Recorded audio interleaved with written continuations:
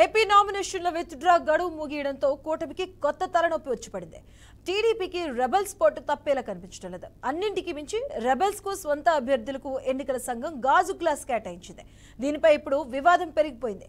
జగ్గంపేటలో Janasena rebel కు గాజు glass, మచిలీపట్నంలో స్వతంత్ర అభ్యర్థికి గాజు గ్లాసు, విజయనగరంలో టీడీపీ రెబల్స్ కు గాజు గ్లాసు కేటాయించారు. ఇక విజయవాడ ఎంపీ సీటు నవతరం పార్టీ అభ్యర్థికి కూడా గాజు గ్లాసును కేటాయించారు. అంతేకాకుండా శ్రీకాళహస్తి, మదనపల్లి, చంద్రగిరిలో స్వతంత్రులకు జనసేన గుర్తు కేటాయించారు.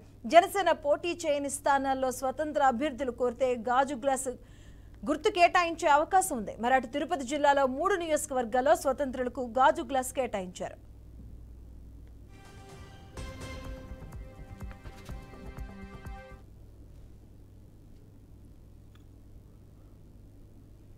విజయనగరంలో టీడీపీ రెబల్ గా బరిలోకి దిగిన మాజీ ఎమ్మెల్యే మీసాల గీతకు ఎన్నికల సంఘం గాజు గ్లాస్ కేటాయించింది.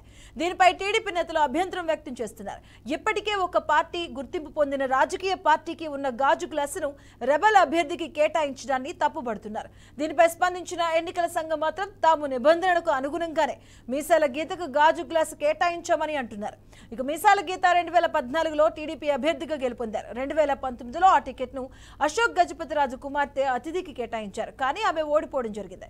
మళ్ళీ 2024లో కూడా టికెట్ ను అతిథికే కేటాయించారు. దీంతో మీసాల గీత రెబల్స్ గా బరిలోకి దిగారు.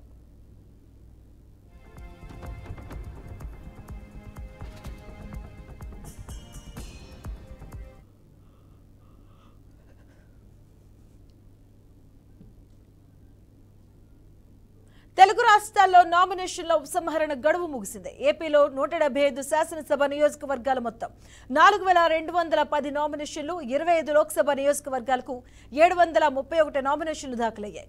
25 పార్లమెంటు స్థానాలకు గాను 503 నామినేషన్లు, 175 అసెంబ్లీ స్థానాలకు గాను 2705 నామినేషన్లు ఆమోదం పొందాయి. ఇక ఒకే కుటుంబం నుంచి ఇండిపెండెంట్ గా నామినేషన్ వేసిన పలువురు అభ్యర్థులు ఉపసంహరించుకున్నారు. ఇరు రాష్ట్రాల్లో మే 13వ తేదీన పోలింగ్ జరగనుంది. జూన్ 4న ఫలితాలు వెల్లడించనున్నారు.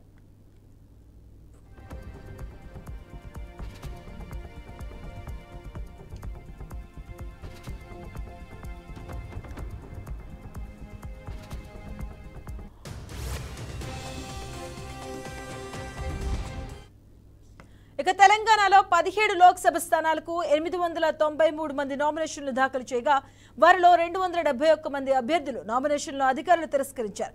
ఇక మిగిలిన 622 మంది అభ్యర్థుల నామినేషన్లు ఆమోదం పొందాయి. ఇక ఏప్రిల్ 26న నామినేషన్లు పరిశీలించారు. అత్యధికంగా మల్కాజ్గిరి నియోజకవర్గ పరిధిలో 114 నామినేషన్లు దాఖలయ్యాయి.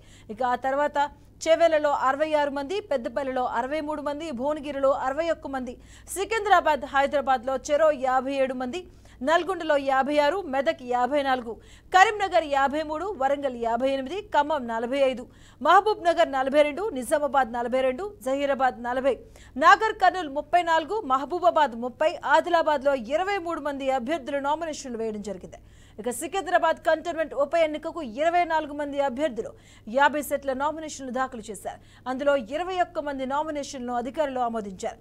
ఇక టీడీపీకి పలు చోట్ల రెబల్స్ గండం కనిపిస్తుంది. మడకసిర, నూజివీడులో రెబల్స్ ఉపసంహరించుకున్నప్పటికీ రాజాం, ఉండి, హిందూపురంలో టీడీపీ రెబల్స్ ఢీకొట్టేందుకు సిద్ధమయ్యారు.